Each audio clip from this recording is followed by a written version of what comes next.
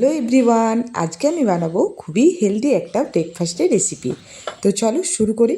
খুবই হেলদি আর খুবই টেস্টি। তো প্রথমে এখানে আমি কড়াইয়ের মধ্যে দিয়ে দিচ্ছি সাদা তেল, তার মধ্যে দিয়ে দেবো সামান্য পরিমাণে ঘি আর ফোড়নে দেবো কালো সর্ষে।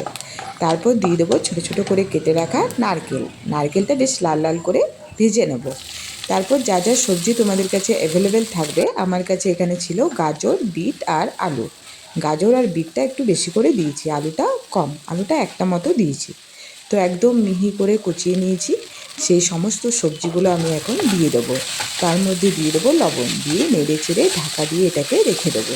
বেসিক্যালি আমি সবজিগুলো এখন সেদ্ধ করে নেব। তো ঢাকা দিয়ে দিয়ে আমি সবজিগুলো সেদ্ধ করে নেব। মাঝে মাঝে ঢাকা খুলে নেড়ে চেড়ে তারপর আরও ঢাকা দিয়ে দেবো। একদম মিহি করে কুচিয়ে নিয়েছি, তাই সবজিগুলো সেদ্ধ হতে খুব একটা বেশি সময় লাগবে না। তো দেখো সবজিগুলো এখানে মোটামুটি সেদ্ধ হয়ে এসছে। এরপর আমাদের যে মেন ইনগ্রিডিয়েন্ট আর কি, সেটা হচ্ছে চিড়ে। সেই চিড়েটা ভালো করে জল দিয়ে ধুয়ে পরিষ্কার করে এর মধ্যে দিয়ে দেবো। বুঝতেই পারছো যে কী বানাচ্ছি, চিড়ের পোলাও। তো চিড়েটা জলটা চেপে আমি এর মধ্যে দিয়ে দেবো। আর এতে কোনো রকম আমি পেঁয়াজ আজকে দিচ্ছি না। তো পেঁয়াজ চাইলে তোমরা দিতেও পারো, বাট পেঁয়াজ ছাড়াও এটা খেতে খুবই ভালো হয়। তো একদিন এইভাবে বানিয়ে দেখতে পারো। তো চিড়েটা দিয়ে দিলাম, আর ওর মধ্যে গুড়, আর দিচ্ছি সামান্য পরিমাণে লবণ, আর দিচ্ছি ড্রাই রোস্ট করে রাখা বাদাম, আর তার সাথে দিচ্ছি কারি পাতা। এরপর সমস্ত কিছুকে ভালো করে আমি মিশিয়ে নেব চিড়ের সাথে। তো গ্যাসের আঁচটা একদম মিডিয়ামে করে 2 থেকে 3 মিনিটের মতো ভালো করে এগুলো আমি মিশিয়ে নেব, ভালো করে নেড়ে চেড়ে। তাহলেই আমাদের এই চিড়ের পোলাও একদম তৈরি।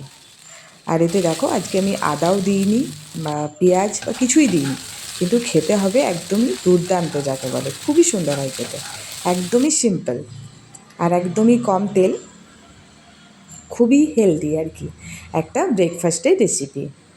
তো বাচ্চা থেকে বড় সবারই এটা খুবই পছন্দ হবে, খুবই খুবই সুন্দর। বাচ্চার টিফিন বক্স বলো বা বড়দের লাঞ্চ বক্স, যে কোনো কিছুতে এটা দিতে পারো। তো দেখো একদম ঝরঝরে চিড়ের পোলাও আমাদের রেডি।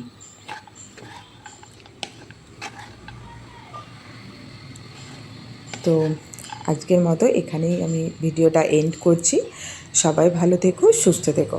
আর আমার ভিডিওগুলো তোমাদের কেমন লাগছে অবশ্যই কমেন্টে জানিও।